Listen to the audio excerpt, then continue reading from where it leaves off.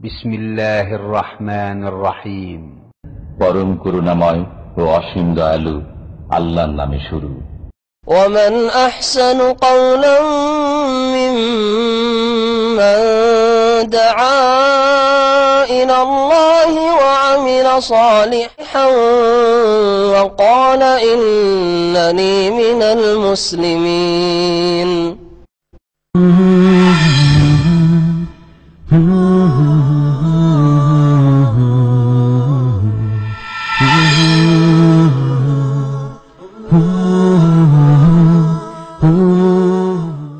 বিসমিল্লাহির রহমানির রহিম। আলহামদুলিল্লাহি রাব্বিল আলামিন ওয়াসসালাতু ওয়াসসালামু আলা সাইয়্যিদিল মুরসালিন নবিয়িনা মুহাম্মদ ওয়া আলা আলিহি ওয়া সাহবিহি আজমাইন, আম্মা বাদ। ফাউযু বিল্লাহি মিনাশ শাইতানির রাজীম। আফাতু'মিনুনা বিবা'দিল কিতাবি ওয়া তাকফুরুনা বিবা'দ। আল্লাহ পাক রব্বুল আলামিনের যাবতীয় প্রশংসা যে আল্লাহ পাক রব্বুল আলামিন তার বিধান নাযিল করেছেন দ্বীন-ই ইসলাম, আর তা প্রত্যেক মানুষের উপর মানা, বিশ্বাস করা আর পালন করা ফরজ করেছেন। মানুষের তৈরি করা বিধান না দুনিয়ার শান্তি নিয়ে আসতে পারে, দুনিয়ার সমস্যার সমাধান করে মানুষকে সুখী করতে পারে, আর না আখেরাতে কিছু পায়। আখেরাতে ক্ষতিগ্রস্ত যারা মানুষের তৈরি করা আইন কানুন অথবা হুকুম আহকাম, আদেশ নিষেধ মেনে চলে, আর দুনিয়াতেও ক্ষতিগ্রস্ত, যার ফলে আজকে সারা বিশ্বে কোনো শান্তি নেই। এবং যেই দেশে যতটুকু ইসলাম পালন করা হচ্ছে, যত বেশি ইসলাম পালন হচ্ছে তত বেশি সেখানে শান্তি আছে। আর এর বাস্তব প্রমাণ সৌদি আরব, আলহামদুলিল্লাহ, যেখানে দ্বীন ইসলামের বিধিবিধানের বাস্তবায়ন রয়েছে, যার ফলে এখানে ক্রাইমও সবচাইতে কম দুনিয়ার মধ্যে। অপরাধ, জারাইম, খুন, ধর্ষণ এসব খুবই কম। এইরকম পৃথিবীতে কোন জমিন আপনি পাবেন না। এটা একমাত্র আল্লাহ পাক রব্বুল আলামিনের নাযিলকৃত বিধানের বরকত।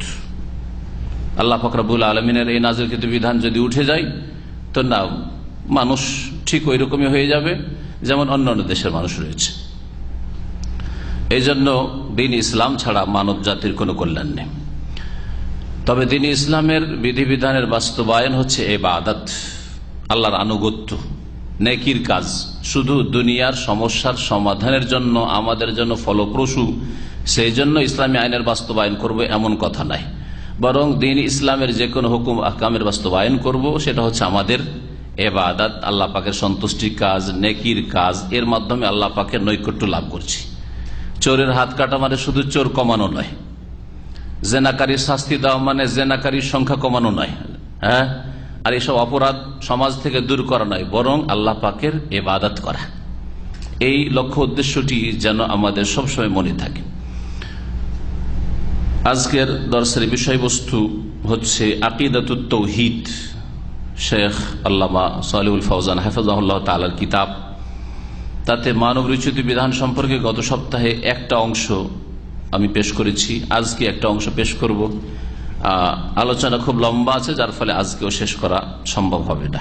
শেখ বলছেন যে আল্লাহ পাকের নাজিলকৃত বিধান দিয়ে বিচার করা, সমস্যার সমাধান করা ফরজ, আবশ্যক। ওয়ালা বুদ্দা মিনাল হুকমি বিমা আনজালাল্লাহ, আল্লাহ পাক যা নাজিল করেছেন কোরআনে কারীমে এবং রাসূলুল্লাহ সাল্লাল্লাহু আলাইহি ওয়াসাল্লামের হাদিসে, এক কথা ওহীতে, কোরআন ওহী, রাসূলুল্লাহ সাল্লাল্লাহু আলাইহি ওয়াসাল্লামের হাদিসে ওহী। এই কোরআন এবং হাদিস অনুযায়ী বিচার করা এটা হচ্ছে ওয়ালা বুদ্ধ, আবশ্যক, ফরজ। যেমন বিচারক বিচার করবে, শাসক বিচার করবে, এটা ফরজ, তেমনি জনসাধারণ বিচার নিয়ে যাবে আল্লাহ পাকের বিধানের কাছে, মানুষের তৈরি করা বিধানের কাছে নয়। এটা তাদের জন্য ফরজ। তাহলে ফরজটা দুই পক্ষ থেকে, শাসক গোষ্ঠী বা যারা বিচারক বিচারপতি তাদের উপর যেমন ফরজ, বিচার বিভাগ যারা রয়েছে তাদের উপর ফরজ। আর গত সপ্তাহে বলেছি বিচার বিভাগ মানে শুধু আপনি রাষ্ট্র পর্যায়ে দেখবেন না, আপনার বাড়িতেও, আপনার ব্যক্তি জীবনের ইবাদত বন্দেগীতে যদি 3.5 হাতের আপনার যে দেহটা রয়েছে তার উপর যদি কোরআন এবং হাদিসের বাস্তবায়ন না করতে পারেন, তাওহীদ প্রতিষ্ঠা করতে পারলেন না, তাওহীদ বাস্তবায়ন করতে পারলেন না, সুন্নতের অনুসারী হইতে পারলেন না, 5 ওয়াক্ত নামাজটা আদায় করে দিতে পারছেন না, আর যদি 5 ওয়াক্ত নামাজ পড়েন তো নবীর তরিকায় পড়তে পারছেন না, তো আপনার ওপর তো হুকুমত কায়েম করতে পারেন না। কারণ অনেকে শুধু রাষ্ট্র পর্যায়ের কথা আলোচনা করে, অর্থনীতির কথা আলোচনা, কথা খুব লম্বা লম্বা, আকাশ ছোঁয়া কথা, কিন্তু নিজের জীবনের কোনো সংশোধন নাই। তা আমি আমার যে মানবরচিত বিধান আলোচনা করেছি, মানে শুধু রাষ্ট্রীয় ক্ষেত্রে নয়, আর অর্থনীতির ক্ষেত্রে নয়, আর খুব বড় বড় ক্ষেত্রে নয়, বড় সমস্যার ক্ষেত্রে নয়, বরং নিজের জীবন থেকে শুরু করতে হবে। এটা হচ্ছে দ্বীন ইসলাম। আগে নিজের ইসলাহ করুন, নিজের পরিবারের সংশোধন করুন, নিজের সমাজের করুন, তারপর নিজের এলাকা দেশ করুন, আর তারপরে তখন সারা পৃথিবীর মানুষের ইসলাম সংশোধনের চেষ্টা করুন। ওয়াত্তাহাকুম ইলাইহি ফি জামিই মাওয়ারিদিন নিজাই ফিল আকওয়ালিল ইজতিহাদিয়াতি বাইনাল উলামা, বলছেন যে এইরকমই আল্লাহ নাজিলকৃত বিধানের কাছে বিচার নিয়ে যেতে হবে। আমরা সমস্যার সমাধান করতে গিয়ে নেব বলে কোরআন হাদিস থেকে নেব। সমস্যার সমাধান মীমাংসা কোরআন এবং হাদিস থেকে নিতে হবে। ফি জামিই মাওয়ারিদিন নিজাহ, সমস্ত বিবাদ বা দ্বন্দ্বের ক্ষেত্রগুলিতে। ফিল আকওয়ালিল ইজতিহাদিয়াতি বাইনাল উলামা, উলামাদের মাঝে যে ইজতিহাদি তাদের উক্তিগুলি রয়েছে সে বিষয়। তাহলে আসুন এখন আমাদের যেটা বিশেষ করে ধর্মীয় বিষয়, যদিও ব্যাপক অর্থে মানুষের জীবনের সবগুলি স্তর হচ্ছে ধর্মীয় বিষয়, কিন্তু আমাদের এটা আজকালকার ভাষায় বলছি, মানে সীমিত অর্থে দ্বীনের মাসলা মাসাইলের বিষয়, ফিকহি মাসলা মাসাইলের বিষয়, আকীদার বিষয়। আইম্মায়ে কেরাম ইজতিহাদ করেছেন, আর কেউ ভুল করেছেন, কেউ ঠিক বলেছেন। তারা নবী রাসূল না, তাদের কাছে ওহীও আসেনি, একদিনও কোনো ফেরেশতা আসে নাই। তারা আমাদের মতো মানুষ ছিলেন। পার্থক্য শুধু এইটুকু হইতে পারে যে আমরা ছোট, সামান্য জানি, তার একটু বেশি জানতেন। হ্যাঁ, সামান্য জানি আর তার একটু বেশি জানতেন। হ্যাঁ, কিন্তু তারা ভুলের ঊর্ধ্বে কেউ ছিলেন না। তাদের যে মেহনত পরিশ্রম, ইজতিহাদের ভিত্তিতে নানা মত হয়েছে। নানা মত, কোনটা মত নেব? 4 জন ইমাম 4টা মত ফিকহি মাসলা মাসাইলের ক্ষেত্রে। আকীদার ক্ষেত্রে আবুল হাসান আশআরীর একমত, মাতুরিদি আবু মানসুর মাতুরিদির একমত, ইমাম আহমদ রহমতুল্লাহ একমত, অন্যান্য মুহাদ্দিসিনদের আর একমত। কোনটা নেবেন আপনি? তো যে কোনো ক্ষেত্রে যখন দ্বন্দ্ব হয়েছে, সেই ক্ষেত্রে বিচার নিয়ে আসতে হবে কোন দিকে? কোরআন সুন্নাহর দিকে, আল্লাহর নাজিলকৃত বিধানের দিকে। তাহলে আপনি একটা সুন্নাতের মাসলাও যদি নেন, যে আমি সালাতে আমিন জোরে বলবো কি বলবো না, রাফুল ইয়াদাইন করে নামাজ পড়বো কি পড়বো না, এখানে সহ সিজদা করবো কি করবো না, ইত্যাদি, এই ক্ষেত্রেও বিচার নিতে হবে কোত্থেকে? আল্লাহ নাজিলকৃত বিধান থেকে, ওয়াহি থেকে। তা হচ্ছে কোরআন এবং হাদিস, সুন্নাহ। ফালা ইউকবালু মিনহা ইল্লা মা দাল্লা আলাইহিল কিতাব ওয়াস সুন্নাহ। আইম্মায়ে কেরামদের ইজতিহাদি কথা, অর্থাৎ ফিকহার মাসলা মাসাইলগুলি, ফিকহার কিতাব, আমাদের দেশে যেটা বলে ফিকহার কিতাব, ফিকহার কিতাব, ফিকহি মাসলা মাসাইলগুলি, উলামা আইম্মাদের কথাগুলিকে কবুল করা যাবে না, তবে ইল্লা মা দাল্লা আলাইহিল কিতাব ওয়াস সুন্নাহ, যার দলিল প্রমাণ আল কিতাব কোরআন কারীমে রয়েছে আর সুন্নাতে রয়েছে, সহিহ সুন্নায় রয়েছে। হাদিসটা সহিহ হতে হবে, তাহলে সেটা হাদিস হবে। আর যতক্ষণ পর্যন্ত সহিহ সূত্রে প্রমাণিত হইল না, সেটা রাসূলের হাদিসই নাই। ঠিক ওই রকমই অনেকবারই আমি বুঝাই যে এক্ষুনি যদি কেউ আপনাদেরকে এসে সংবাদ দেয় যে এখানে মার্কেটে আজকে একটা দুর্ঘটনা ঘটেছে, একজন এসে বলল এসে, তখন আপনারা সেই সংবাদটাকে হয় বলবেন এটা বিশ্বস্ত সূত্র, আর না হলে বিশ্বস্ত সূত্র নয়, তাই না? যদি বিশ্বস্ত সূত্র হয় তাহলে বিশ্বাস করবেন, ঠিকই ঘটনা দেখা গেল যে আসলে ঘটনা। কিন্তু একজন খবরটা তো দিয়েছে, ওর ধারণাতে এরকম দুর্ঘটনা হয়েছে বা এটা ঘটেছে, খোঁজ খবর নিয়ে দেখা গেল যে না আসলে ঘটে না, তাহলে শুনতে ভুল করেছে, শুনতে ভুল করেছে। তারপরে নেবেন যে খবর যখন এসেছে, কেন নেব না? নেবেন নাকি? খবরটা সহি নয়। তাহলে এশার পূর্বে এরকম একটা ঘটনা আজকে আমাদের ঘটেছে। আমাদের 2 ভাই, এক ভাই 2 জনকে সাথে নিয়ে আসলেন। আমি বললাম যে, উনি জিজ্ঞেস করছেন কি দার্স হয় না? বললাম যে জানি না, হয়তো শেখ মুখলিসুর রহমান আজকে এশার আগের দার্স না হইতে পারে, এশা পরে আমার দার্স হবে, কারণ আমার জানা আছে যে উর্দু বা ইংলিশ প্রোগ্রাম চলছে, সেটা এশা পর্যন্ত শেষ হয়ে যাবে, তো আমার প্রোগ্রাম হবে। এই বলে পাঠিয়েছি। নিচে আরেক ভাইয়ের সাথে দেখা হয়েছে, উনি এক কথা বলেছেন, বুঝেছেন আর এক কথা। উনি বলছেন, যিনি বলেছেন উনি বলছেন যে আমি বলেছি যে এখন দার্স হবে না, এসব তার মানে এসব এখন হবে না। আর যিনি নিচে থেকে আসছেন উনি ভেবেছেন আজকে দার্স হবে না, এখন দার্স হবে না, আজকে দার্স হবে না। তা হাদিসে এরকম হেরফের হইতে পারে না? ইসরিনা লাইলাতান, হ্যাঁ 20 দিন 20 রাত তারাবি পড়েছেন, ইসরিনা রাকাতান, লাইলাতানকে রাতকে রাকাতান করে দিয়েছে, 20 রাকাত তারাবি, জাল হাদিস। বুঝলেন? এবার এখন দার্স হবে না আর আজকে হবে না, এখনটাকে আজকে করে দিলে অর্থ পাল্টে গেল। বুঝে বলনেওয়ালা বলেছে কি বলেছে যে এখন দার্স হবে না, আলোচনা হবে না। আর বুঝনেওয়ালা কি বুঝেছে? আজকে হবে না। এসে আমাকে বলছে শেখ আজকে নাকি দার্স হবে না। তো বলে আমি ক্লান্ত অবস্থা, এই জন্যই তো আসলাম যে দার্স হবে। কেন দার্স হবে? কি বলছে? কে বলছে? অমুক সাহেব বললেন। আমি সাথে সাথে টেলিফোন করলাম, আপনি খবর দিলেন? বলছেন না তো, আমি তো এরকম বলি নাই, সামনে আছেন আমাদের ভাইরা। তো বললেন না এটাও ঠিক, দার্স হবে না, এটাও ঠিক বলবেন নাকি? না, ভুল বুঝাবুঝি হয়েছে, কথাটা ঠিক নাই, ওই রকমই হাদিসটা ঠিক নয়, জয়ীফ অথবা জাল। কোরআন এবং সুন্নাহয় যেই উক্তিটির দলিল আছে, ইমাম আবু হানিফা রাহমাতুল্লাহর দলিল মজবুত নিতে হবে কোন একটি বিষয়ে। আর একটা বিষয় দেখছি ইমাম শাফি রাহমাতুল্লাহর দলিল বেশি মজবুত, সেটাই নিতে হবে, কারণ সেটা কোরআন হাদিসের কথা, সেটা ইমাম শাফির কথা শুধু নয়। ইমাম মালিকের কথা আর দলিল বেশি মজবুত দেখছি, সেখানে আপনাকে মালিকি হয়ে যেতে, মানে ইমাম মালিকি হয়ে যাওয়া, ইমাম মালিকের কথা নিতে হবে। ইমাম আহমদ বিন হাম্বলের কথা দেখছি যে এই বিষয়গুলিতে বেশি বলিষ্ঠ, কোরআন এবং হাদিস ভিত্তিক, তাহলে সেটা নিতে হবে।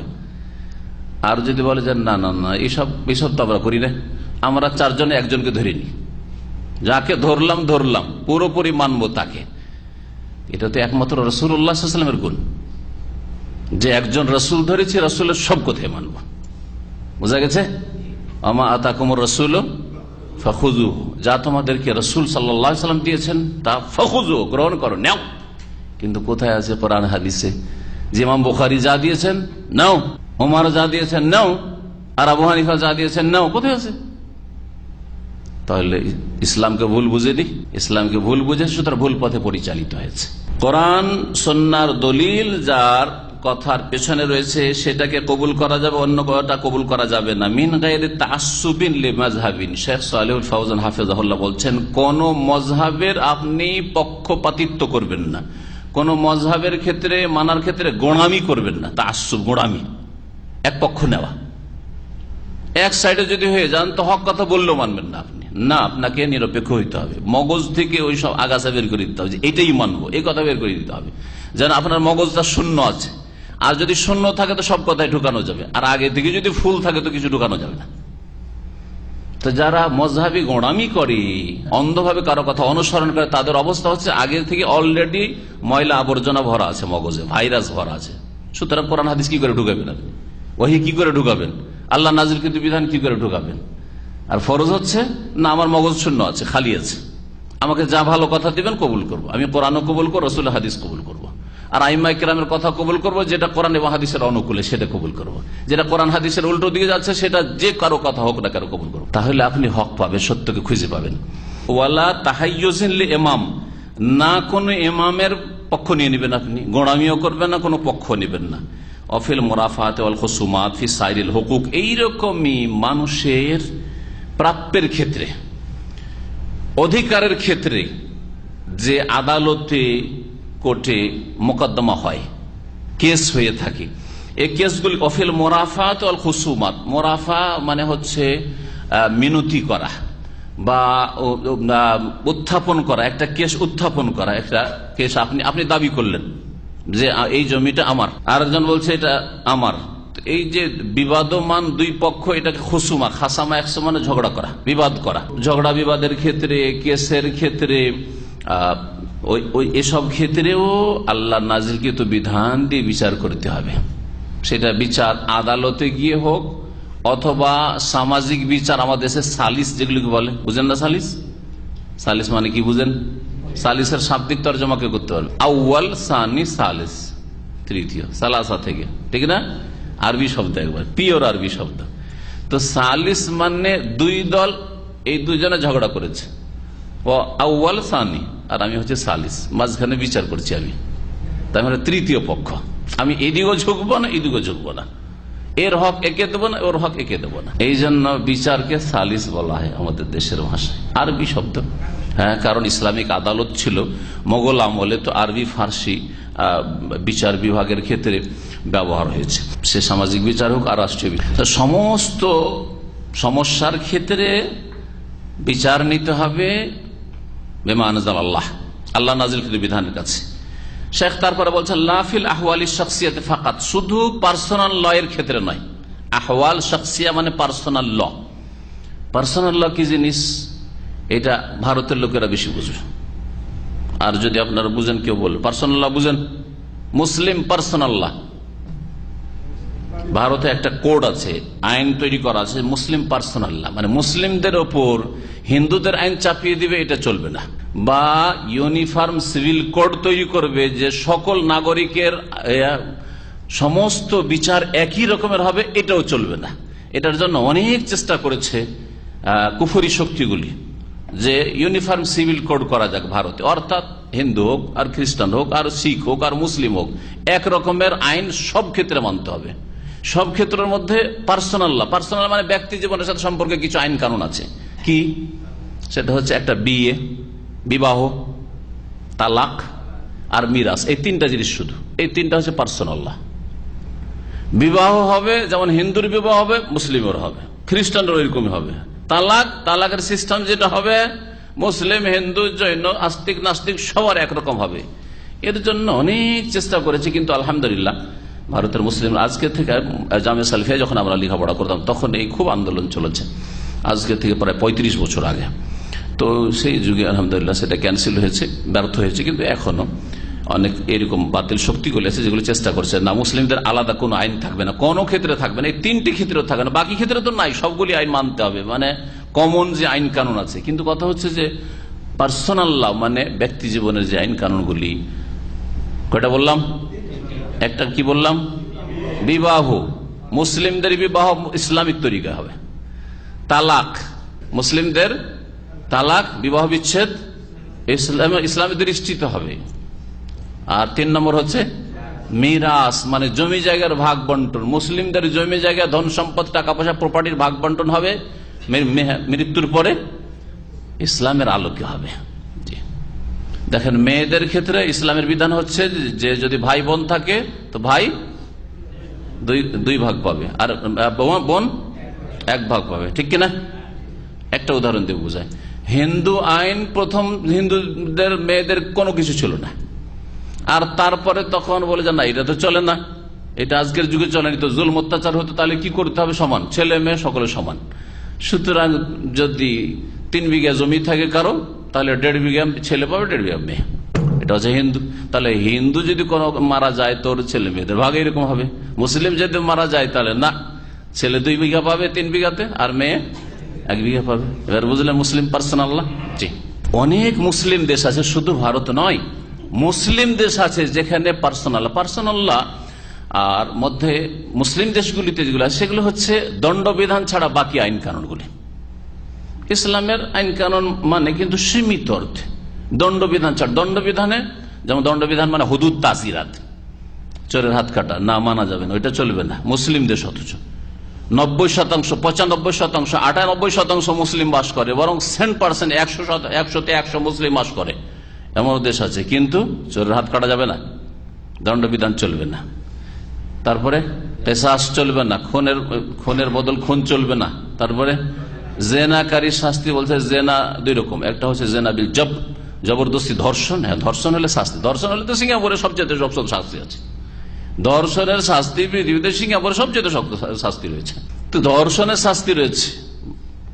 আর যদি সম্মতি থাকে সাবালক সাবালিকার, তো কোনো অপরাধ করেনি, শুধু রাস্তা থেকে সরে একটু সাইডে করো, বোঝা গেছে?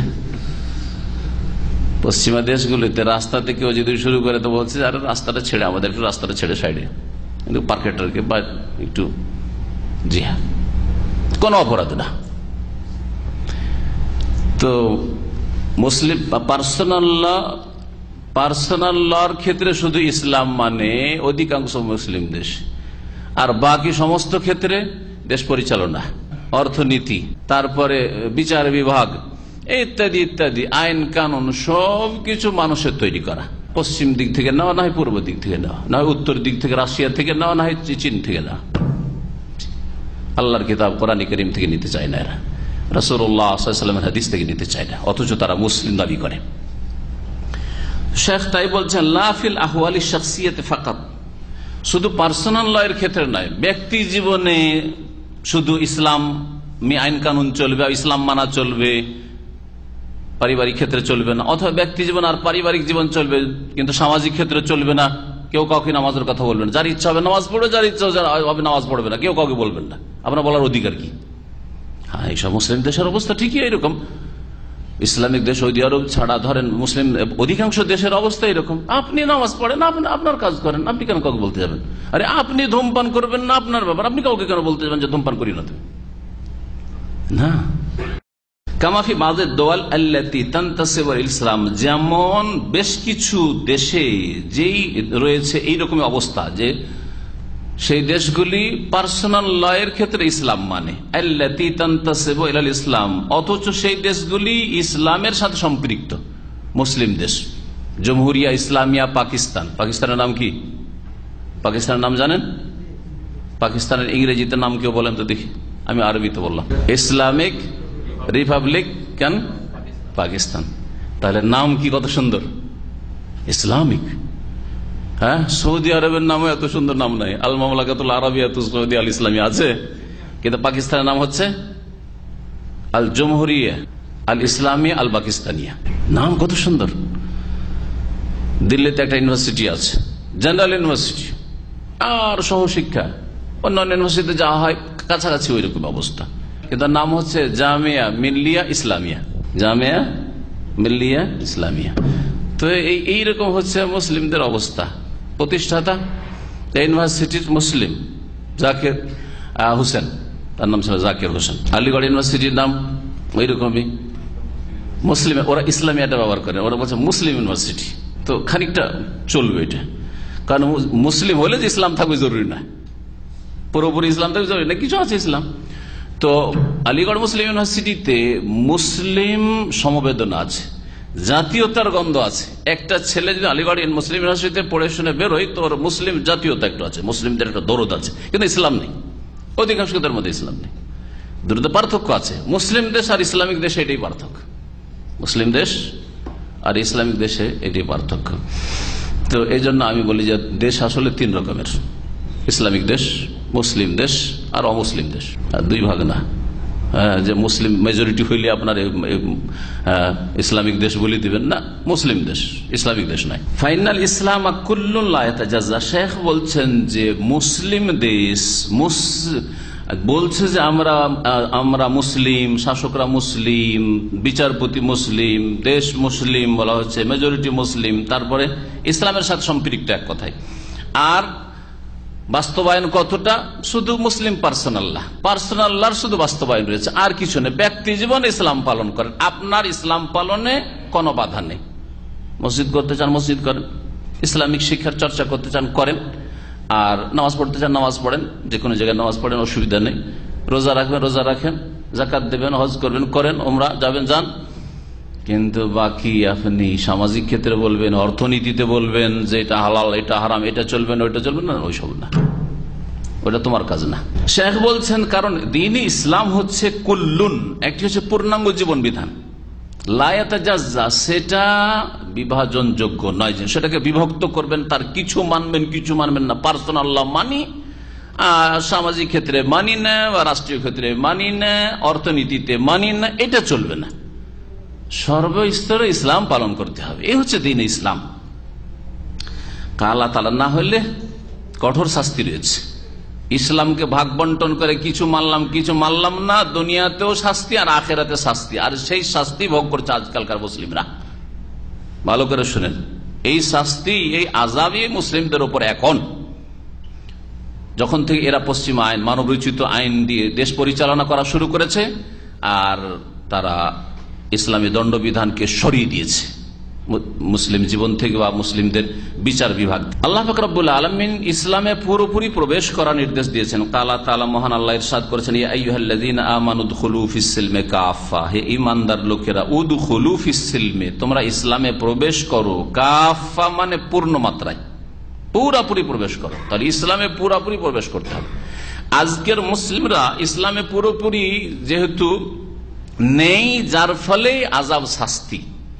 আমি এর একটা উদাহরণ দিই, যে আপনি যদি বাসে সফর করেন, হ্যাঁ, বাসে যাচ্ছেন অথবা কারে যাচ্ছেন, আপনার নিজের কারে, আর ভদ্রলোক জানালাটা খুলে দিয়েছেন, আর একটু হাওয়া খাবো, হাতটাকে লম্বা করে দিয়েছেন, হ্যাঁ, বডিটা তো আপনার সিটে বাসের ভিতরে, আর হাতটাকে ভদ্রলোক লম্বা করে দিয়ে একটু হাওয়া টাওয়া খায় গ্লাস খুলে, আর এইভাবে চলছেন। আর পাশাপাশি সামনের দিক থেকে গাড়ি আসছে, তো এই হাতটার দশা কি হবে? হ্যাঁ, ঠিক মুসলিমদের অবস্থাটা এরকম। জি, এই আয়াত হচ্ছে সূরা বাকারার 208 নম্বর আয়াত, উদখুলু ফিস সিলমি কাফা ওয়ালা তাত্তাবিউ খুতুওয়াতিশ শায়তান। ইসলামে পুরোপুরি ভাবে তোমরা প্রবেশ করো, মানে পূর্ণাঙ্গ মুসলিম হও। ব্যক্তি জীবনে মুসলিম, পরিবারও মুসলিম, তোমার স্ত্রী ছেলে মেয়ে তারাও ইসলাম পালন করে, সমাজও মুসলিম, হ্যাঁ, তোমার অর্থনীতি রুজি রোজগারও মুসলিম।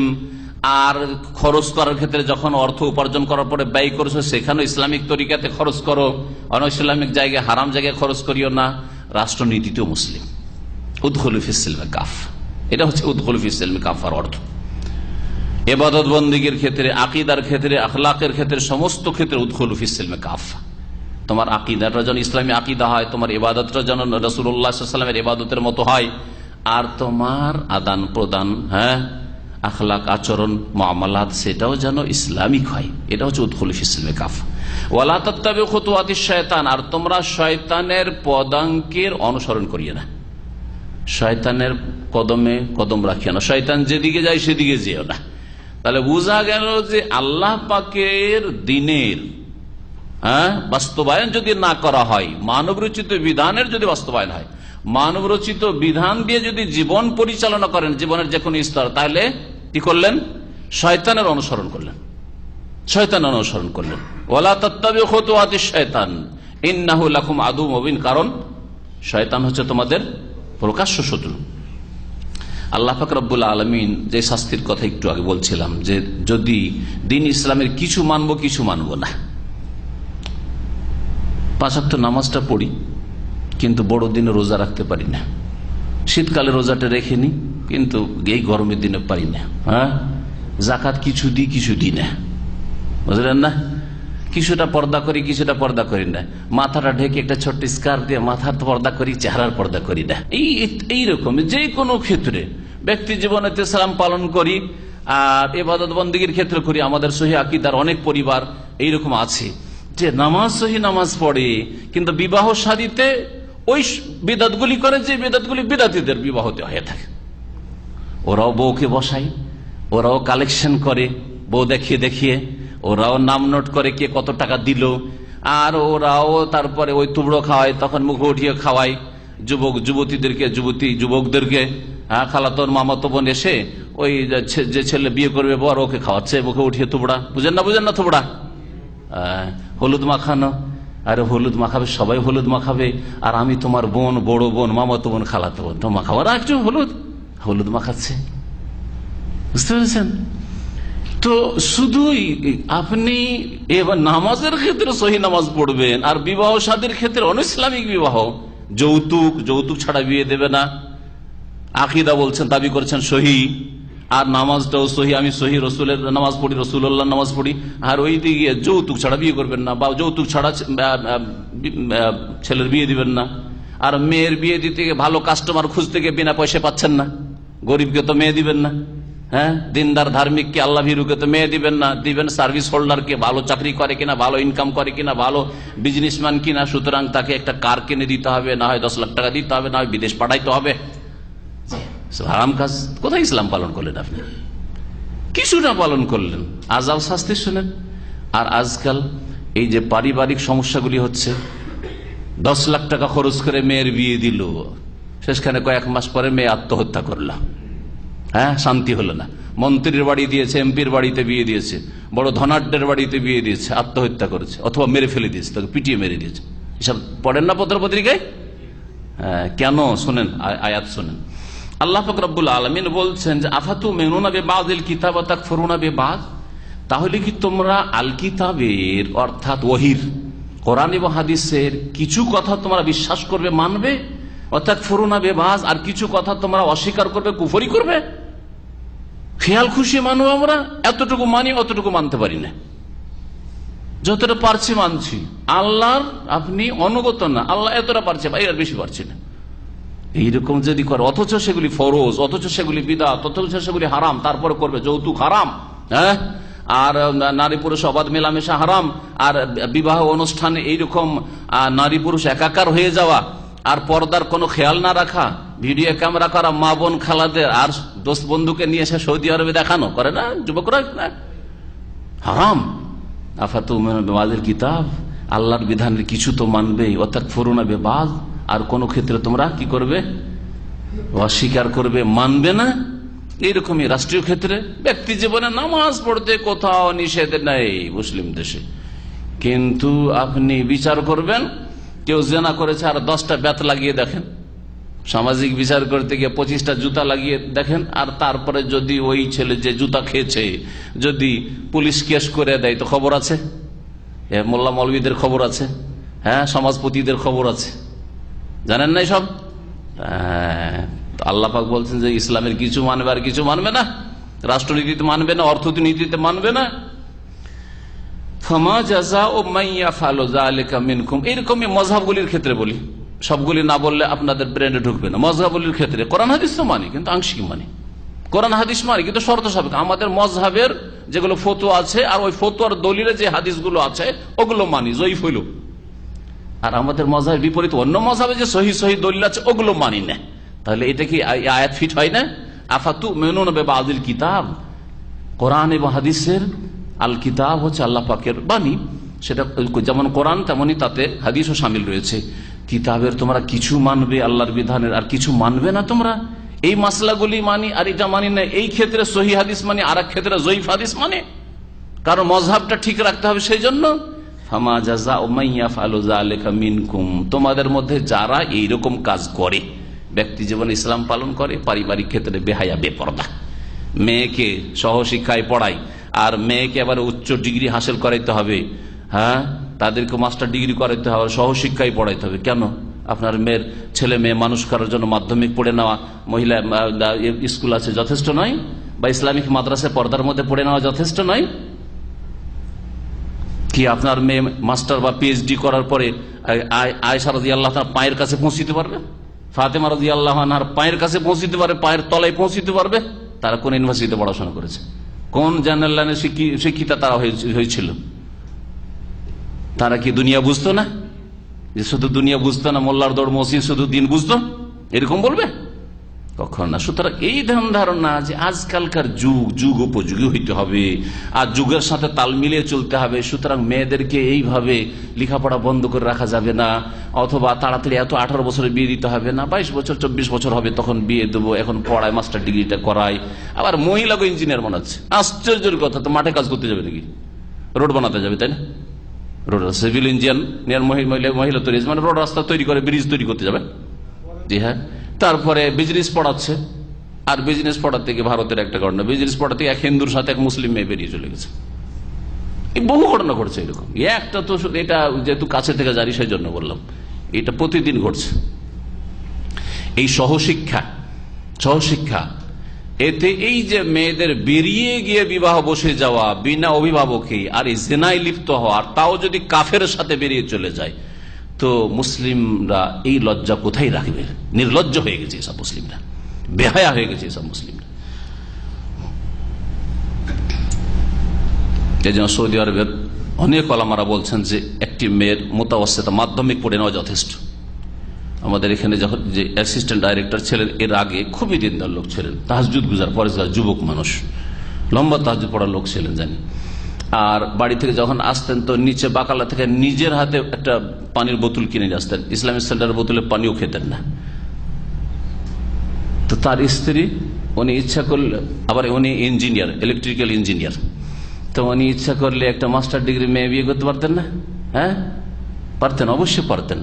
তার স্ত্রী হচ্ছে মাত্র মোতাবস্তিতার 9th পড়া, বলছে যথেষ্ট, এটা আমার ছেলে মেয়ে মানুষ করার জন্য এতটুকু যথেষ্ট, আমারও রান্না করে দেবে আর ছেলে মেয়েগুলি লালন পালন করবে, এতটাই যথেষ্ট। যদি ইউনিভার্সিটি পাশ করা, আসলে আমাদের টার্গেট, আমাদের ভুল যে মেয়েদেরকে চাকরি করা, মেয়েদের মাধ্যমে ইনকাম করাবো, যেটা ইসলামী কথা নাই, অনইসলামী কথা। আমার মেয়েরা লেখাপড়া করে ইনকাম করুক, এটা ইসলামী কথা নেই। যদি এই কথাটা মগজে ঢুকে থাকে যে আমার বোনেরা ইনকাম করবে, যেমন আমরা ইনকাম করব, আমার মেয়ে ইনকাম করবে আমার ছেলের মতো, হ্যাঁ বাকি কিছু একটা ইনকাম করবে, চাকরি করবে বা পড়াবে, এইসব ধারণাই আসলে অনইসলামিক ধারণা। যে আজকের কথা হয়তো অনেকে মনে হবে যে আমি খুব সংকীর্ণ চিন্তাধারা রাখি, না, আমি আপনাদের সুরক্ষার আশা রাখি। আল্লাহ পাক হেফাজতে রাখেন মুসলিম মেয়েদেরকে, আল্লাহ পাক হেফাজতে রাখেন। সেই জন্য আজকাল যে ফিতনার যুগ, ছেলেকে আয়ত্তে রাখা যায় না, ছেলেকে রাখা যায় না, আর মেয়েকে আপনি সহশিক্ষা পড়াই দিবেন, তাহলে কি করে হবে? ভালো ভালো পরিবার, ধার্মিক পরিবার, আলেমের পরিবার দেশে ঠিক রাখতে পারে না, কারণ বাড়িতে না ইসলামিক পরিবার, যে পাশের বাড়িতে সবকিছুই চলছে, লুকিয়ে লুকিয়ে গিয়ে ছোট ছোট বাচ্চা লুকিয়ে গিয়ে সবকিছু দেখছে, ওখানে পালিয়ে যাচ্ছে। সমাজে রাস্তায় নামলে তো খারাপ চরিত্রের ছেলেরা, কি অবস্থা হয় তাই। তারপরে হাতে হাতে মোবাইল ধরিয়ে দিয়েছেন মেয়েদের, জি ইন্টারনেট দিয়ে দিয়েছেন, আর মেয়ের ফেসবুক অ্যাকাউন্টও আছে আর টুইটারও আছে, তো ওই মেয়ের দ্বারা কিনা হইতে পারে। বলছেন যে আল্লাহ পাক রব্বুল আলামিন ইরশাদ করেছেন, আয়াতটি বলছিলাম, আয়াতটা পুরা বলি। আল্লাহ পাক বলেছেন ওই সব লোকদের সম্পর্কে যারা ইসলামের কিছু মানে আর কিছু মানে না। মন মানসিকতা সবগুলি মানবো এরকম নাই, হ্যাঁ মন মানসিকতা যদি থাকে আল্লাহর দিনে সবটাই মানবো, কিন্তু সুন্নত মুস্তাহাবে অনেকটাই পারলাম না, অথবা এই ক্ষেত্রে এটা আমাদের জন্য ওয়াজিব হইলেও নিরুপায়, কারণ আমাদের আর এর চাইতে বেশি ক্ষমতা নেই। যেমন জনসাধারণ মানুষ দণ্ডবিধান বাস্তবায়ন করতে পারবো না, কোন আলের দিন পারবে কি চোরের হাত কাটতে? পারবো না। জেনাকারীর বিচার করে 100 কোড়া লাগাতে পারবো আমরা? এটা আমাদের হাতে না, এটা সরকারের হাতে। তো সেই ক্ষেত্রে আমার ঈমান আছে, মনের কামনা বাসনা আছে যে আল্লাহ তৌফিক দিলে প্রথম চোটে এই দণ্ডবিধান কায়েম করবে, কিন্তু পারছি না, তো আল্লাহ অবশ্যই মাফ করবেন আমাকে, এবং এইরকম নিয়ত যাদের থাকবে তাদেরকে মাফ করবেন। কিন্তু না, আগে থেকে এইরকম সুযোগ সুবিধা আমাকে যদি ওইখানে পৌঁছে দেওয়া যেখানে অন্যদেরকে পৌঁছানো, যদি আমি ওদের মতই করব, হ্যাঁ তাহলে তো অন্তরে কুফরি লুকায়িত আছে যে কিছু ইসলামের মানবো কিছু মানবো না। তো আল্লাহ পাক বলছেন যারা কিছু ইসলামের মানে আর কিছু মানে না, ফামা জাযাউ মাইয়া ফালু যালিকা মিনকুম, তোমাদের মধ্যে যারা এরকম কাজ করবে তাদের বদলা, তাদের শাস্তি এর ছাড়া আর কিছু নেই। কি ইল্লা খিজিউন ফিল হায়াতিদ দুনিয়া, পার্থিব জগতে তাদের জন্য লাঞ্ছনা, আল্লাহ লাঞ্ছিত করবেন, তাদেরকে অপদস্থ করবেন, হ্যাঁ তাদেরকে গোলাম বানিয়ে দেবেন। দুনিয়ার লাঞ্ছনা আজকে রয়েছে না, দেখেন চিন্তা করুন মুসলিমদের অবস্থা, দুনিয়াতে মুসলিমরা লাঞ্ছিত, গোলামের জীবন অধিকাংশ, সর্বস্তরে দুর্বল অসহায়। আমাদের সম্পর্কে চূড়ান্ত সিদ্ধান্ত কারা নিচ্ছে? কুফরি শক্তি, হ্যাঁ ওরা যা করবে তাই হচ্ছে। এগুলো দুনিয়ার লাঞ্ছনা নয়। আর দুনিয়ার লাঞ্ছনা এছাড়া তো আছে বিভিন্ন আযাব, ব্যক্তি জীবনে বিভিন্ন আযাব আসা, পারিবারিক জীবনে বিভিন্ন শাস্তি আসা, মেয়ে বেরিয়ে চলে গেল, ছেলে বাপকে জিজ্ঞাসা করলো না, বিয়ে করে কোত্থেকে উঠিয়ে নিয়ে চলে আসলো, ইত্যাদি ইত্যাদি, আরো কত রকমের শাস্তি, ব্যাধির শাস্তি, আল্লাহ পাকের আসমানি জমিনি আযাব, এই সবগুলি শামিল। আল্লাহ পাকের কথা অত্যন্ত ব্যাপক। দুনিয়াতে আল্লাহ লাঞ্ছিত অপদস্থ করবেন যারা ইসলামের কিছু মানে আর কিছু মানে না। 5 ওয়াক্ত নামাজে 4 ওয়াক্ত পড়ে, ফজর পড়ে না, এর শাস্তি খিজিউন ফিল হায়াতিদ দুনিয়া, দুনিয়াতে আল্লাহ লাঞ্ছিত অপদস্থ করবেন। ওয়া ইয়াউমাল কিয়ামতি, এতেই ছেড়ে দেবেন না। আল্লাহ বলেন ওয়া ইয়াউমাল কিয়ামতি ইউরাদ্দুনা ইলা আশাদ্দিল আযাব, কিয়ামতের দিনে তাদেরকে ঠেলে দেওয়া হবে। ইউরাদ্দুনা কোন দিকে? ইলা আশাদ্দিল আযাব, কঠিন শাস্তির দিকে, জাহান্নামে ঠেলে দেওয়া হবে। ফরজ ওয়াজিব ছেড়ে দেবেন, হারাম নাজায়েজ কাজ করবেন, আংশিক ইসলাম মানবেন, আংশিক মানবেন না, কোন ক্ষেত্রে মানবেন, কোন ক্ষেত্রে মানবেন না, অথচ সেগুলি পালন করতে পারবেন, হ্যাঁ মানতে পারবেন, করছেন না বা করার নিয়ত নেই, উদ্দেশ্য নেই, তাহলে দুনিয়াতেও আযাব আর আখিরাতে কঠিন আযাব। ওয়ামাল্লাহু বিগাফিলিন আম্মা তা'মালুন, তোমরা যা কিছু করছো পৃথিবীতে এ সম্পর্কে আল্লাহ পাক উদাসীন নন, আল্লাহ গাফিল নন, সব খবর আল্লাহকে আছে। এই আয়াতটি অত্যন্ত সুবহানাল্লাহ, অত্যন্ত শক্ত একজন মুসলিমের জন্য, সত্যিকার অর্থে যদি মুসলিম হয়, কি করে ইসলামের কিছু পালন করলাম, কিছু পালন করলাম না। নামাজটাই দেখেন, নামাজ অনেক 5 ওয়াক্ত নামাজ পড়ার লোক আছে, নামাজ পড়ে কিন্তু জামাতে নামাজ পড়ে না। প্রায় সময় জামাত ছেড়ে দিয়ে দ্বিতীয় জামাত, না হলে একা, নাই ঘরে, না হয় তাড়াহুড়া করে, হ্যাঁ, বিদাতি তরিকায়। তাহলে ওগুলো আংশিক মানা না? নামাজের আসলটা মানছেন কিন্তু খুশুটা মানছেন না। নামাজের আসলটা মানছেন, রসুলের তরিকার নামাজ মানছেন না, বিদাতি নামাজ পড়ছেন। নামাজের আসলটা মানছেন কিন্তু আমি জামাতে নামাজ পড়ছেন না, মসজিদে এসে নামাজ পড়ছেন না। কিছু নামাজ মসজিদ পড়েন, কিছু ঘরে পড়েন, ফজর নামাজটা ঘরেই পড়েন। আপনি কি এই আয়াতে শামিল না? এই আয়াতের একটা অংশ শাস্তি আপনাকে পেতে হবে না? দুনিয়ার লাঞ্ছনা, ওয়া ইয়াউমাল কিয়ামাতি ইউরাদ্দুনা ইলা আশাদ্দিল আযাব। আল্লাহ পাক রব্বুল আমাদের সকলকে যেন হিদায়াত দান করেন। ওয়াকাযালিকা ইয়াজিবু আলা আতবাইল মাযাহিব ওয়াল মানাহিজিল মুআসিরা আন ইয়ারুদ্দু আকওয়াল আইম্মাতি বিল কিতাব ওয়াস সুন্নাহ। এইরকমই যারা মযহাবের অনুসারী, জন্মসূত্রে কোন মযহাবে ছিলেন আপনি, জন্মসূত্রে আপনি হানাফি, জন্মসূত্রে কেউ শাফি, জন্মসূত্রে মালিকি বা হাম্বলি, তাদের উচিতটা কি? এইরকমই আল মানাহিজুল মুআসিরা মানে বর্তমান যুগের আইন কানুন বিধিবিধান মানুষের তৈরি করা। এটা হচ্ছে চীনের আইন, এটা রাশিয়ার ল, আর এটা হচ্ছে আপনার আমেরিকান ল, এটা হচ্ছে ব্রিটিশ ল, এগুলো মানাহিজ মুআসিরা। অথবা ধর্মীয় ক্ষেত্রে এটা হচ্ছে ইখওয়ানুল মুসলিমের তরিকা, এটা জামাত ইসলামীর তরিকা, এটা হচ্ছে তাবলীগীর তরিকা। এই যে মানুষের তরিকা মানাহিজ মুআসিরা, এগুলো ধর্মের নামে, যেগুলো একটা বিধর্মিতার নামে মানব রচিত বিধান, আর একটা হচ্ছে ধর্মের ক্ষেত্রে বিভিন্ন দল আর তাদের যে চিন্তাধারা আর তাদের থিওরি, যে এইভাবে আমরা ইসলামের খেদমত করব। জামাত ইসলামী এক তরিকা ইসলামের খেদমত করতে চায়, তাবলীগী জামাত এক তরিকা খেদমত করতে চায়, দেওবন্দিরা আর তরিকা করতে চায়, ইত্যাদি ইত্যাদি। তো এই যে বিভিন্ন তরিকাগুলি রয়েছে বর্তমান যুগে, তাদের জন্য ইয়াজিব, শেখ বলছেন যে ফরজ কি আইয়ারুদ্দু আকওয়াল আইম্মাতিহিম, তাদের নেতাদের ইমামদের কথাগুলিকে যেন ফিরিয়ে দেয় কোন দিকে? ইলাল কিতাব ওয়াস সুন্নাহ, কোরআন সুন্নাহর দিকে। তাহলে মাওদুদী সাহেবের কথাগুলিকে কোরআন সুন্নাহ দিয়ে যাচাই করতে হবে। অন্ধ হয়ে আপনি মওদুদীপন্থী হয়ে যাবেন, এটা জায়েজ নাই। ইলিয়াস সাহেবের কথা, জাকারিয়া সাহেবের কথাকে কোরআন সুন্নাহর দিকে ফিরাইতে হবে। অন্ধ আপনি ইলিয়াসি তাবলীগী হয়ে যাবেন, এটা জায়েজ নাই। হ্যাঁ, এইরকমই যে কোনো ক্ষেত্রে নিয়ে নেন।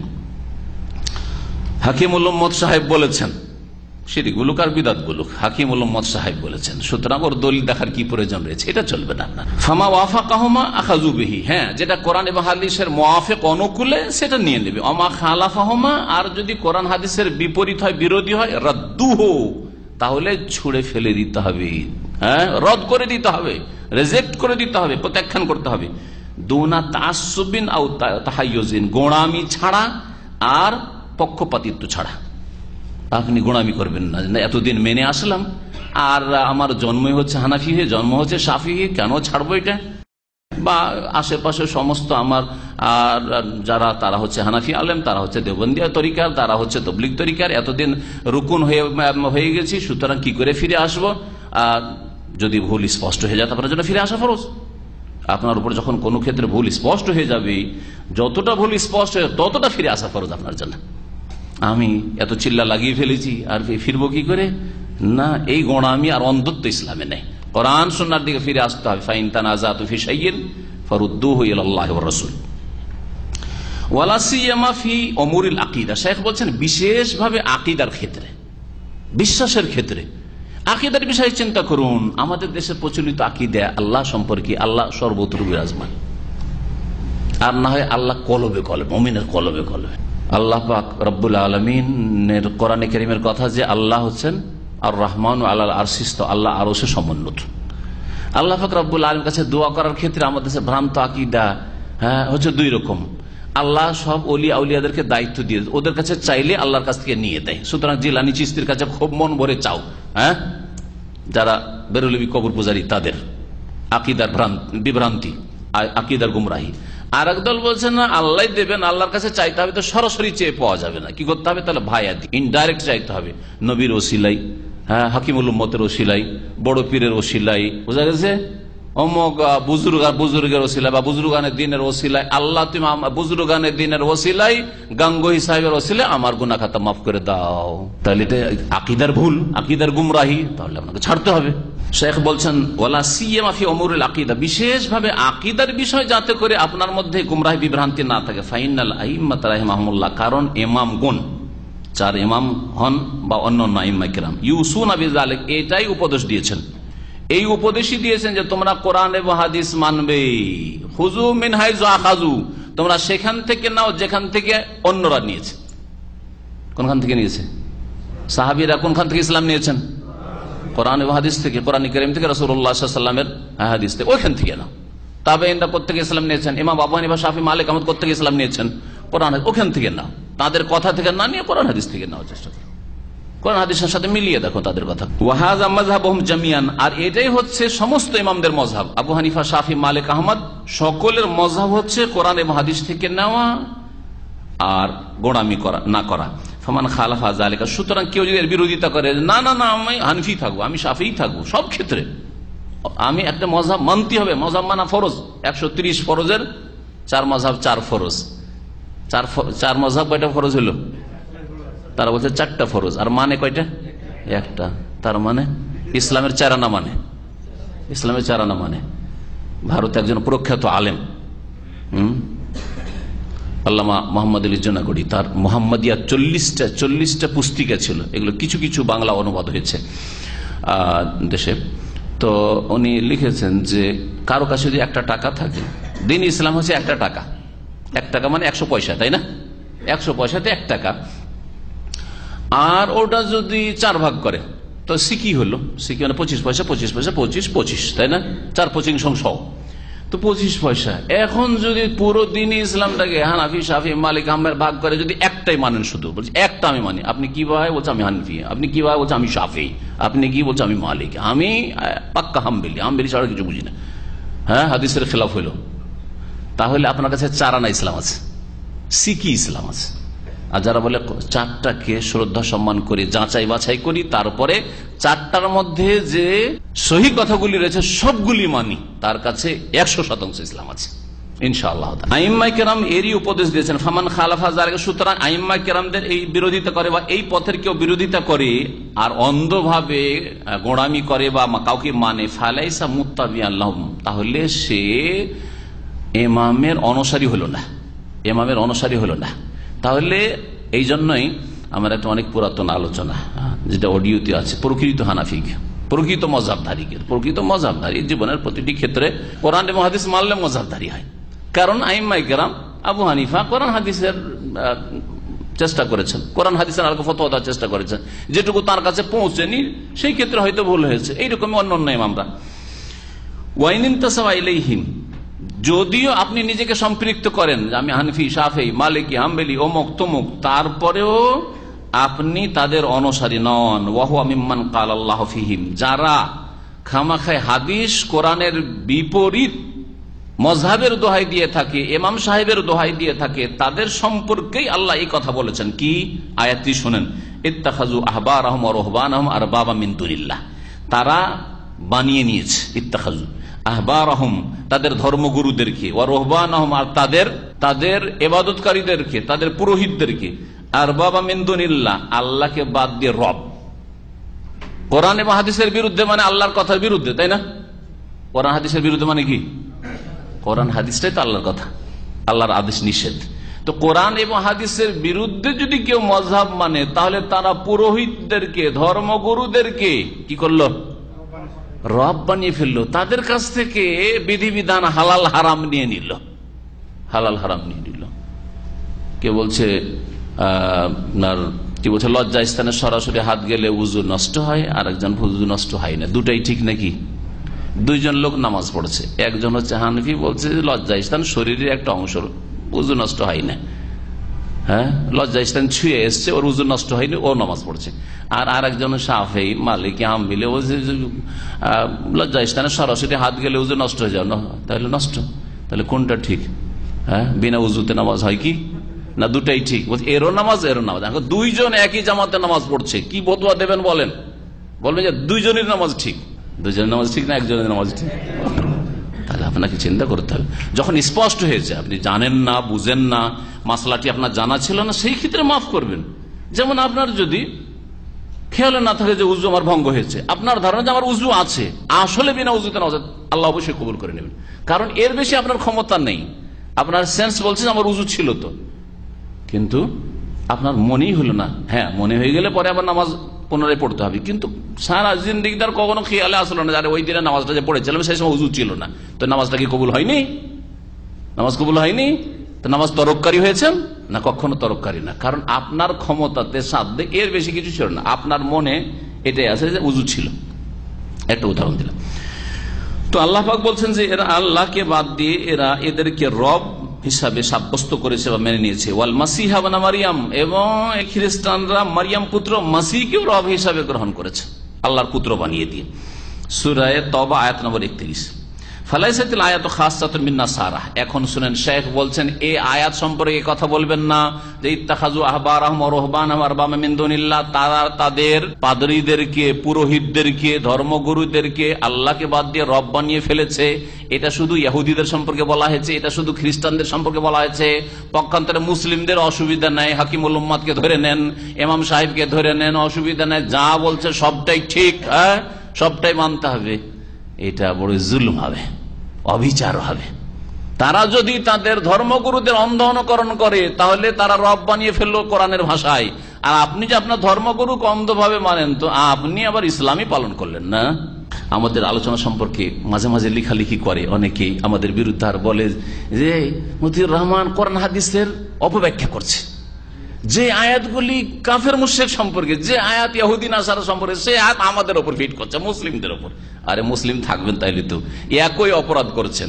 ওরা দুর্গা পূজা করছে, আপনি দুর্গা পূজা করছেন। ওরা অন্ধভাবে তাদের পোপ পাদ্রীকে মানছে, পুরোহিতকে মানছে, আপনি হুজুর কিবলাকে মানছেন অন্ধভাবে। পীরের সামনে মাইয়াতের মতো হয়ে যেতে হবে, আপনাকে যা বলবে তাই। তাদের কিতাব আছে না নেই? যদি পীর সাহেব বলে যে আপনার যাই নামাজটাকে মদে ডুবিয়ে নিয়ে মদে ধুয়ে নেন, আর মদে ডুবিয়ে নিয়ে তাতে নামাজ পড়েন, তো কোনো এতরাজ করবেন না, আপত্তি করবেন না, কারণ পীর সাহেব যে নজরে দেখছে আপনি দেখেন না, ও আলাদা নজরে দেখছে, ও কাশফের নজরে দেখছে। আপনার জন্য মদে ডুবা যাই নামাজ দিয়ে নামাজ পড়তে, তাদের কিতাব আছে, প্রসিদ্ধ কিতাবগুলিতে আছে। আর যাদেরকে হক্কানি বলছে তাদের হক্কানিদের কিতাবে কথা আছে, নিজের পক্ষতে বলছি না। এবং সুফিদের এটা প্রসিদ্ধ কথা, আরবি কিতাব, আরবি সুফিদের যে কিতাবগুলি তাতেও আছে, আল মুরিদ আমামা শাইখে কাল মাইয়িতে। মুরিদ সাহেব পীর সাহেবের সামনে হবে কার মতো? মৃত ব্যক্তির মতো, লাশের মতো। লাশকে গোসল দিতে গিয়ে যেমন করে ইচ্ছা গোসল করে দেন, নাঙ্গা করে দেন, নাই কাপড় রাখেন, উল্টান পাল্টান, যেভাবে করেন।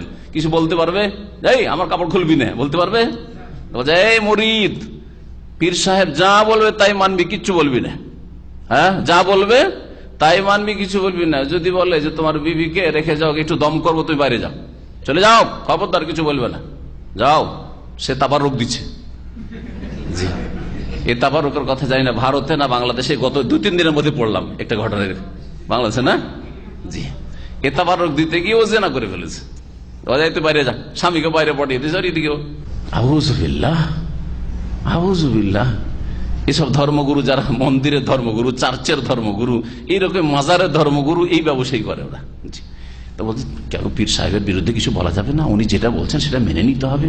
হ্যাঁ, এটাই তো শেখানো হয়েছে, আমাদেরকে তালিম দেওয়া হয়েছে। তো এরকম করলে হবে না? কোরআন হাদিসের কথা মানতে হবে, কোরআন হাদিসের সাথে সাংঘর্ষিক হলে মানতে হবে না তাদের কথা।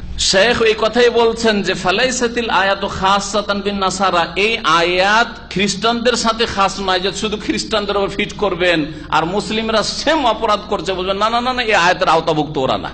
তাহলে আমি তারিফ করছি না শেখের কথা বলছি বলেন? শেখ সালেহুল ফৌজান এখানকার সবচেয়ে বড় আলেম বর্তমানে বলা যেতে পারে, ইলমের দিক থেকে 1 নম্বরে আমার মতে।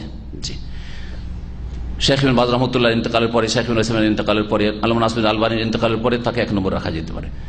তিনি এখনো বেঁচে আছেন, তিনি কথা বলছেন।